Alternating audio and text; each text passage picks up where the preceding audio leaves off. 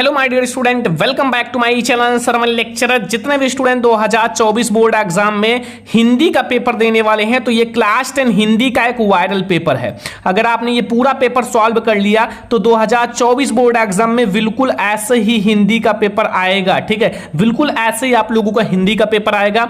ये एक viral paper है और इस पूरे पेपर को मैं आप लोगों को सोल्यूशन के साथ समझाऊंगा। तो अगर इस पूरे पेपर को सॉल्व कर लिया तो 95% हिंदी में लाने से आपको कोई नहीं रोक सकता, क्योंकि ये बिल्कुल हिंदी का वायरल पेपर है। 2024 बोर्ड एग्जाम में बिल्कुल ऐसे ही हिंदी का पेपर आएगा।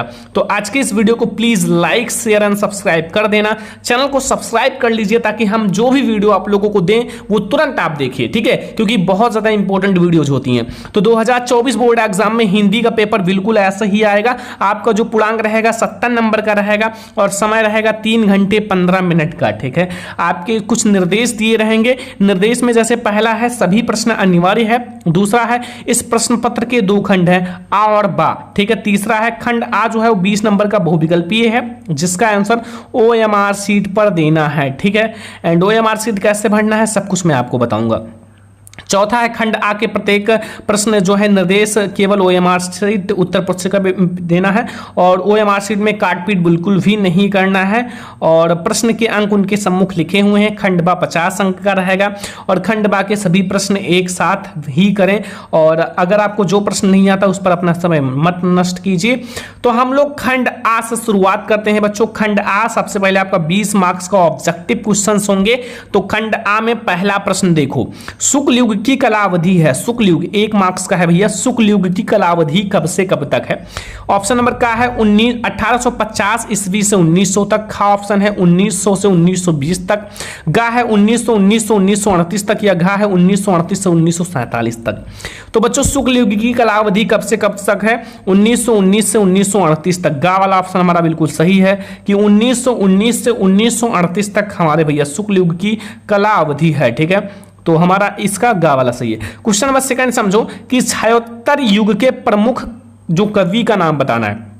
जो देखो छायोत्तर युग है, बहुत सारे युग हैं, रीतिकाल युग, छायोत्तर युग, ठीक है, प्रगतवादी युग, प्रयोगवादी युग। ठीक है, तो हमें छायोत्तर युग के प्रमुख कवि का नाम बताना है। ऑप्शन नंबर का है रामधारी सिंह दिनकर, खा है डॉक्टर नागेंद्र या फिर रामचंद्र शुक्ल या फिर अध्यापक पूर्ण सिंह। तो माय डियर स्टूडेंट जो छायोत्तर युग के हमारे प्रमुख कवि हैं वो हैं रामधारी सिंह दिनकर। 1 मार्क्स का ऑब्जेक्टिव है। रामधारी सिंह दिनकर जो जी हैं वो छायोत्तर युग के प्रमुख कवि हैं। क्वेश्चन नंबर 3 है भगवत शरण उपाध्याय द्वारा रचित निबंध कौन सा? 1 मार्क्स का ऑब्जेक्टिव है। तीसरा नंबर क्वेश्चन यही है कि भगवत शरण उपाध्याय द्वारा जो हमारा रचित निबंध है वो कौन सा है?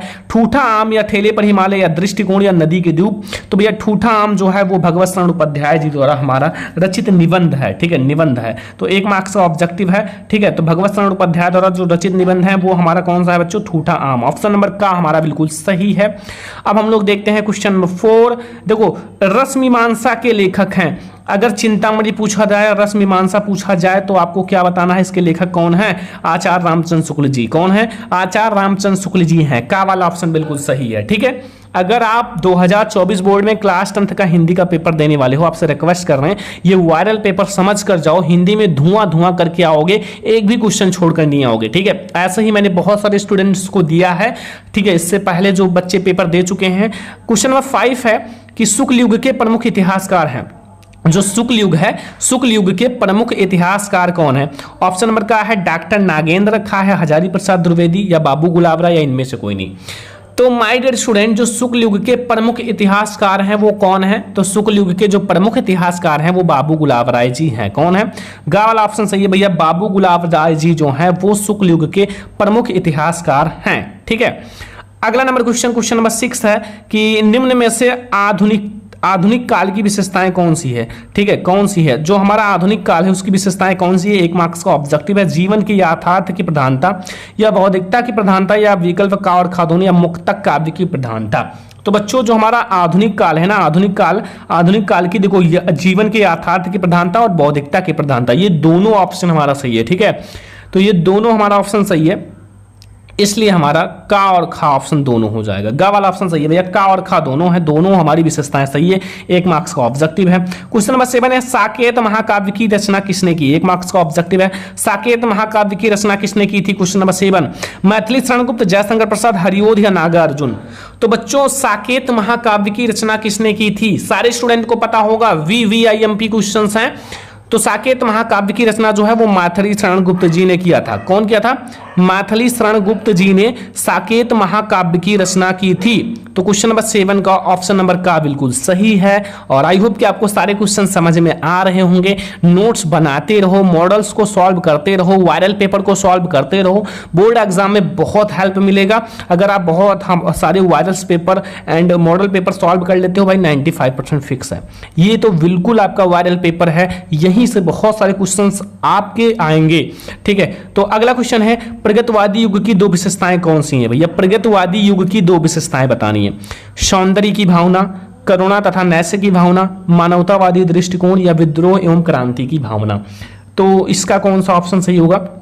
इसमें 2 ऑप्शन सही हैं। इसमें कौन कौन से ऑप्शन सही है? 2 ऑप्शन सही है। जैसे पहला हमारे मानवतावादी दृष्टिकोण, दूसरा है विद्रोह एवं क्रांति की भावना। तो आप ये गा वाला और घा वाला दोनों सही है। अगर OMR शीट में आए तो गा वाला पे भी काला कर देना, घा वाला दोनों पर काला कर देना। ठीक है, तो गा और घा दोनों सही है। निम्न, ठीक है, तो निम्न में से रीति काल के प्रमुख 2 कवियों का नाम बताना है। ठीक है, रीति काल के प्रमुख 2 कवियों का नाम भैया पद्माकर हैं, बिहारी हैं या काखादोन या सूरदास? तो भैया जो हमारे रीति काल के प्रमुख कवि हैं वो तो बिहारी लाल जी हैं और पद्माकर दोनों हैं। ठीक है, तो बिहारी और पद्माकर दोनों हैं, तो आपके ऑप्शन का और खा दोनों सही हो जाएगा। 1-1 मार्क्स का कंप्लीट कर लो, फिर बोर्ड एग्जाम में आप जाओ पूरा आप एक एक क्वेश्चन सॉल्व करके आना। ठीक है, क्वेश्चन नंबर 10 है, ललित ललाम के रचयिता कौन है? भैया ललित ललाम के रचयिता पद्माकर, मतीराम या भूषण या बिहारी?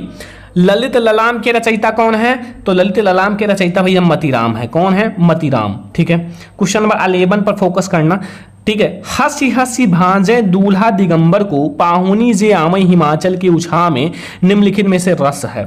हसी हसी भांजे दूल्हा दिगंबर को, पाहुनी जे आमई हिमालय के उछा में, निम्न में रस है। रस आपको बताना है। देखो इसमें एक शब्द आया है हसी हसी, और हास्य रस का स्थायी भाव ही होता है हंसना, या हास्य का स्थायी भाव हास होता है। हास का मतलब ही होता है हंसना। तो इसमें भैया हसी हसी आ गया हंसना, तो भैया आप समझ जाना कि वो हमारा हास्य रस होगा। कौन सा रस होगा? हास्य रस। हास्य रस का मतलब होता है हंसना, और हास्य रस का मतलब हो गया हंसी, हंसी मतलब हंसना आया है, तो इसलिए हमारा हास्य रस हो जाएगा। गा वाला ऑप्शन सही है।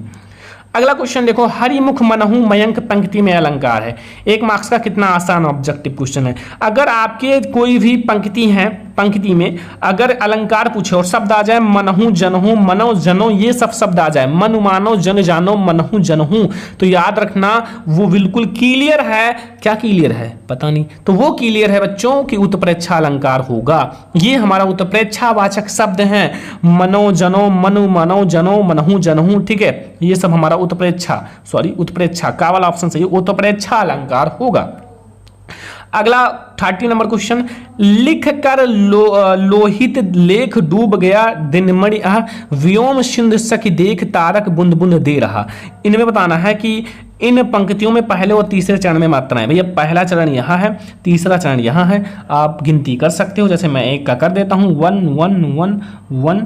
ठीक है, एंड 2 1 1 1 1 1 2 3 4 5 6 7 8 9 10 11, यानी कि 11 मात्राएं हैं हमारे स्टूडेंट। 11 मात्राएं सही हो जाएगा। ठीक है, आप लोग गिनती कर लेना। गिनती करना नहीं आता है कमेंट कर देना, मैं आपको एक एक टॉपिक को समझा दूंगा गिनती करना आसान ट्रिक के साथ। ठीक है, 14 नंबर क्वेश्चन है, सुदर्शन शब्द में उपसर्ग है। सुदर्शन आगे क्या लिखा हुआ है? सु, तो सु का मतलब हो गया भैया उपसर्ग हमारा सु हो जाएगा। खा वाला ऑप्शन सही है, सुदर्शन में सु उपसर्ग है।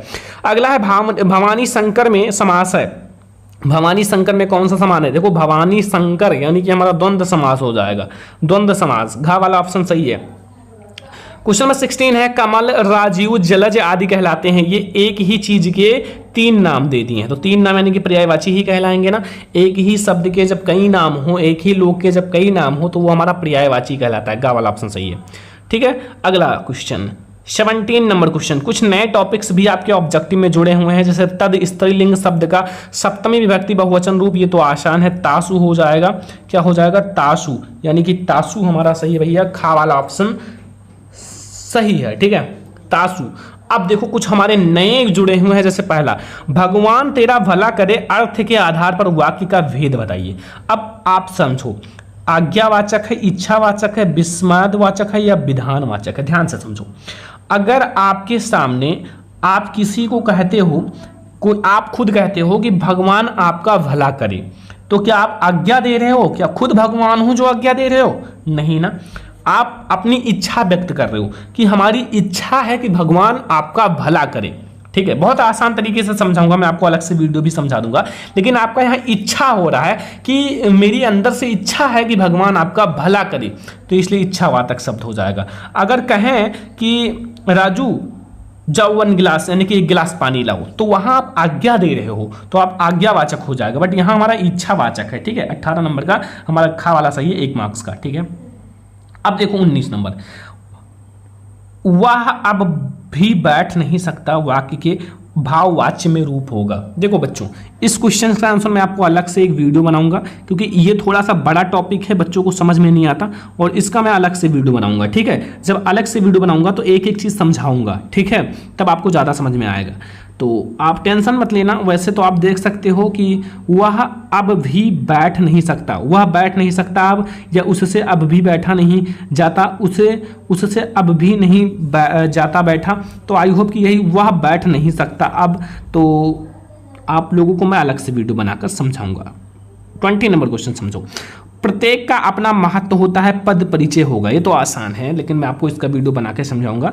ये होगा सार्वनामिक विशेषण पुल्लिंग एकवचन महत्व विशेष्य। ठीक है, गा वाला ऑप्शन सही है भैया, लगता है संस्कृत है ना, 1 मार्क्स का। तो ये 20 मार्क्स का सबसे पहले आपको ऑब्जेक्टिव्स आएंगे, कुछ नए टॉपिक्स भी जुड़े हैं, तो 20 मार्क्स का आपका ऑब्जेक्टिव आएगा, और ये 20 मार्क्स आप फिक्स कर सकते हो तुरंत, कुछ भी नहीं है, मैं आपको ये बता दिया, ये क्वेश्चंस यही आएंगे बोर्ड एग्जाम में, तो आएंगे। अब भैया आते हैं जो हमें 50 नंबर का बोर्ड एग्जाम में कॉपी में लिखना है, खंड बा 50 नंबर का। पहला देखो, लिखा हुआ निम्नलिखित गद्यांशों के आधार पर नीचे दिए गए प्रश्नों का उत्तर देखिए, 6 मार्क्स का। ठीक है, रहेगा 3 क्वेश्चन रहेंगे, 1 क्वेश्चन 2 मार्क्स का और 3 क्वेश्चन 6 मार्क्स का। जैसे देखो, दूसरी बात तो इस संबंध में विचारणीय है कि वह यह है कि संस्कृति अथवा सामूहिक चेतना हमारे देश का प्राण है। इस नैतिक चेतना के सूत्र के हमारे नगर और ग्राम, हमारे प्रदेश और साम्राज्य और हमारे विभिन्न वर्ग और जातियां आपस में बंधी हुई हैं। जहां उसमें सब तरह की विभिन्नताएं हैं, वहां उन सब में एक एकता है। इसी बात की ठीक से पहचान लेने से बापू ने जनसाधारण बुद्धिजीवों के नेतृत्व में क्रांति के लिए तत्पर इसी नैतिक चेतना का सहारा लिया। ये भैया भारतीय संस्कृति चैप्टर से है, और इसके लेखक तो आपको पता है हमारे हैं डॉक्टर राजेंद्र प्रसाद जी, डॉक्टर राजेंद्र प्रसाद। तो सबसे पहले आपको गद्यांश का संदर्भ लिखना है। संदर्भ में क्या है, नाम आपका भैया भारतीय संस्कृति चैप्टर, और लेखक का नाम है doctor Rajendra Prasad, 2 number fix है। रेखांकित अंश की व्याख्या, रेखांकित अंश की व्याख्या में क्या है भैया, इसी को बढ़ा चढ़ाकर थोड़ा सा लिख दो कॉपी में, अच्छे से राइटिंग के साथ आपको नंबर मिल जाएगा। क्रांति के लिए बापू किसका सहारा लिया था, इस क्वेश्चन का आंसर इसी में मिल जाएगा। ठीक है, मैं आपको कॉपी में लिखकर अलग से भी समझा दूंगा। दुनिया के सभी भागों में स्त्री पुरुष और बच्चे रेडियो के कान सटाए बैठे थे, जिसके पास टेलीविजन थे वो अपने पर्दे पर आंख गड़ाए थे। मानवता संपूर्ण इतिहास की सार्वभौमिक रोमांच घटना के एक क्षण के भागीदारी बन रहे थे। उत्सुकता और कुतूहल के कारण अपने अस्तित्व बिगाड़ बिल्कुल बेखबर रहे थे। ठीक है, तो ये देख लेना किस चैप्टर से है आप लोग भैया, क्योंकि बहुत आसान है, 3 क्वेश्चन इसमें भी है। दोनों में से कोई एक करना है। अगर मित्रता चैप्टर से आए तो मित्रता वाला ही करना, क्योंकि वो आसान होता है और एग्जामिनर को पहचानने में भी आसान लगता है। ठीक है, और अगला क्वेश्चन अब हमारा पद्यांश आएगा 6 मार्क्स का। देखो, उधव मोहि ब्रज बिसरत नाही, वृंदावन गोकुल वन उपवन संगन कुंच की छाही, प्रात समय माता यशोमत अरुनंद देख मुख पावत, एंड माखन रोटी दहु सजावे अतहित साथ खवावत, गोपी ग्वाल बाल के संग खेलत, सब दिन हसत सिरात, सूरदास धन धन ब्रजवासी जिन हित दादू जात। ठीक है, तो ये आपका भैया सूरदास जी इसके कवि हैं, और इसके जो हमारे पद चैप्टर से लिया गया है, यानी कि हमारा पद वाला चैप्टर है। तो प्रस्तुत गद्यांश का संदर्भ आपको पता चल गया। व्याख्या तो बहुत आसान है। श्री कृष्ण किसके ध्यान में खो रहे थे, और वृंदावन गोकुल वन उपवन संगन कुंज की छाही का आशय क्या है। तो 3 क्वेश्चन यानी कि 6 मार्क्स का आपको मिल जाएगा। ये बिल्कुल वायरल है, अभी जाओ क्वेश्चन बैंक उठाओ, किताब उठाओ कहीं से भी, ये जितना बता रहे हैं जल्दी से पढ़ लो, तैयार कर लो, ठीक है। अब या फिर आप इसे कर सकते हो भैया, श्यामल श्यामल कोमल कोमल लहराता सुरभित केश पास, ठीक है, नभ गंगा की रजधार में धो आई क्या इन्हें रात, कंपित हैं तेरे सजल अंग सिहरा सा तन, और यहाँ सघन भींगी अलकों के छोरों में, ठीक है, और बूंदे कर विविध लाश रूपासी तेरा घन केस में, ठीक है। ये बहुत आसान है, ये देख लेना किस चैप्टर से है, ये इसमें भी 3 क्वेश्चन है। अब देखो मेन चीज ये है कि आपको निम्नलिखित लेखकों में से किसी एक लेखक का जीवन परिचय, उनकी रचना लिखना है। मैंने बताया था भैया जयशंकर प्रसाद और रामचंद्र शुक्ल जी बहुत इंपॉर्टेंट है, देख लो दोनों आया है, 5 नंबर आपको मिल जाएगा, 5 मार्क्स तुरंत फिक्स कर सकते हो आप, दोनों तैयार कर लो, दोनों में से एक जरूर आएगा, दोनों आएंगे, आचार्य रामचंद्र शुक्ल जी और जयशंकर प्रसाद जी, ठीक है। 3 आया है, आचार्य रामचंद्र शुक्ल जी का, भगवत शरण उपाध्याय और जयशंकर प्रसाद का, इन तीनों में से कोई एक लिखना है, आपको 5 मार्क्स मिल जाएगा, ठीक है। अब देखो ऐसे कवि का भी आता है, देखो कवि का, निम्नलिखित कवियों में से किसी एक का जीवन परिचय, उनकी रचना लिखिए। देखो तुलसीदास, महादेवी वर्मा, माखनलाल चतुर्वेदी, मैंने बताया था भैया तुलसीदास या महादेवी वर्मा का जरूर आएगा, 100% आएगा, तो देख लो दोनों आ गए हैं, और सूरदास का भी बताया था, तो इन तीनों में से कोई एक जरूर आएगा, तो आपसे रिक्वेस्ट है तीनों में से तीनों तैयार कर लो, क्योंकि तीनों में से कोई 2-3 जरूर आएंगे, ठीक है। तो ये 5 मार्क्स का आपका कवि का आता है जीवन परिचय। अब देखो भैया संस्कृत में आ जाओ, संस्कृत के गद्यांश में 5 मार्क्स का संस्कृत का गद्यांश आता है। आमः स्वाभिकृतः समयः इत कथिते तस्मिन् नागरिक सह ग्रामीणः नागरिकः अभवत्, प्रथमा भवान एव पूछति नागरिकः तम ग्रामीणः आकठत, ठीक है, तमयो प्रथम पूछत इति, ठीक है।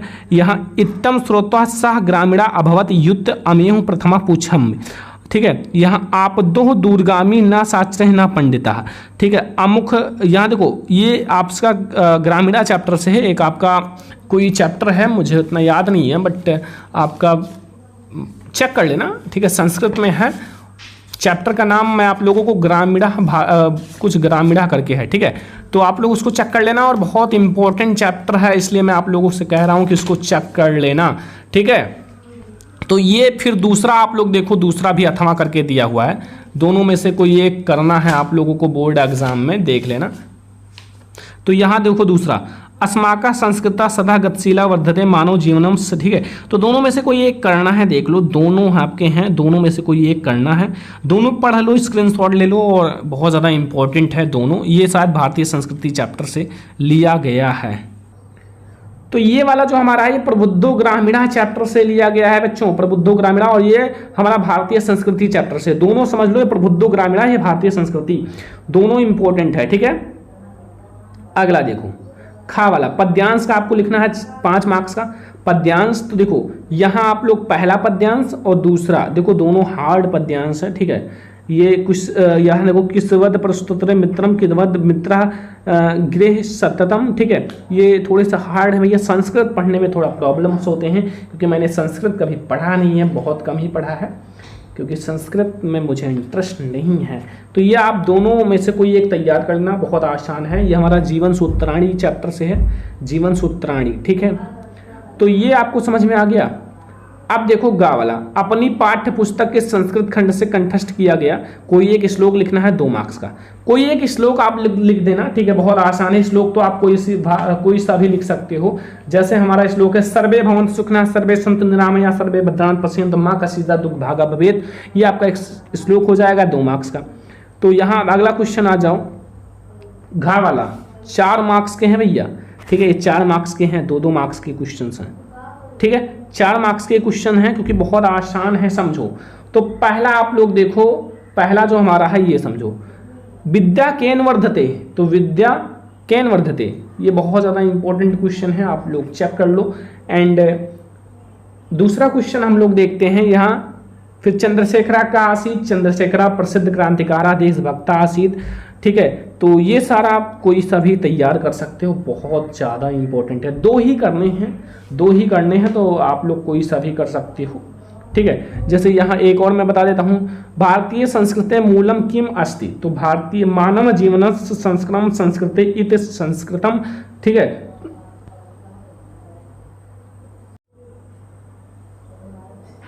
तो यहां पूछ रहा है कि जैसे मैं एक और बता देता हूं, भारतीय संस्कृति, ठीक है, मूलम किम अस्ति, तो यहां आप लोग देखो मैं 5वां बता देता हूं। तो भैया विश्व स्रष्टा ईश्वरा एक इत एवं, ठीक है, भारतीय संस्कृति मूलम अस्ति, जिसने पूरे विश्व की रचना की है वो हमारे लिए सबसे अच्छे हैं। तो ये 2 आप कर लेना कोई सा भी। देखो अब एक नया टॉपिक जुड़ा है बच्चा, पत्र लेखन। पत्र लेखन, ठीक है, बिजली समस्या के निराकरण हेतु तो अपने जिले के लिए, बिजली विभाग के लिए आप एक पत्र लिखिए।